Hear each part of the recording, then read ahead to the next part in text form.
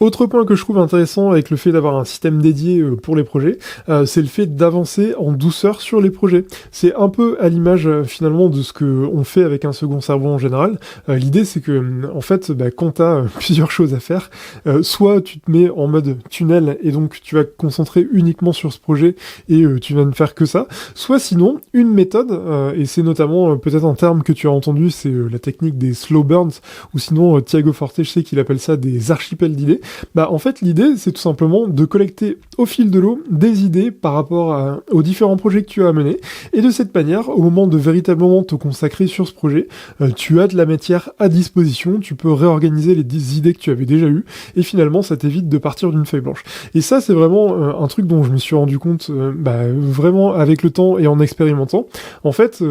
souvent, dans la journée, par exemple, ou quand tu vois passer un contenu, tu vas avoir une idée qui va émerger. Tu l'as pas forcément demandé et ça arrive de manière un peu soudaine, mais finalement c'est dommage de pas profiter de ces moments pour conserver des informations alors que c'est un truc qui pourrait peut-être t'aider. Alors pour illustrer ça, par exemple j'ai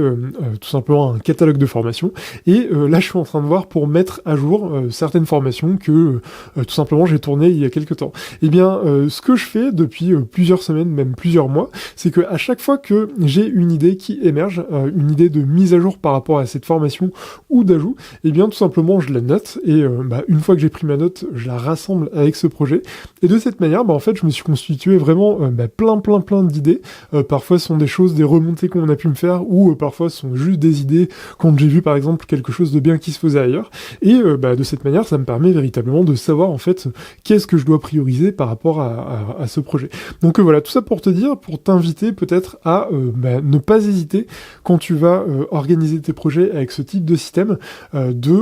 finalement prévoir un espace pour les différents projets que tu es susceptible de mener. Alors après je sais qu'il y a plusieurs écoles pour ça, mais moi je suis convaincu que finalement quand tu notes un projet, même si c'est un truc pour longtemps et tu sais même pas forcément si tu vas le faire, eh bien ton esprit finalement il se met en mode tâche de fond sur les différents projets et finalement tu seras plus attentive aux différentes choses qui peuvent te permettre de l'alimenter en douceur. Donc finalement c'est un peu comme si ton esprit te faisait un petit cadeau par rapport à toutes les tâches que tu dois faire. Et moi, personnellement, en tout cas, je trouve ça dommage de pas en profiter. Donc, je t'invite à créer en amont tous tes projets.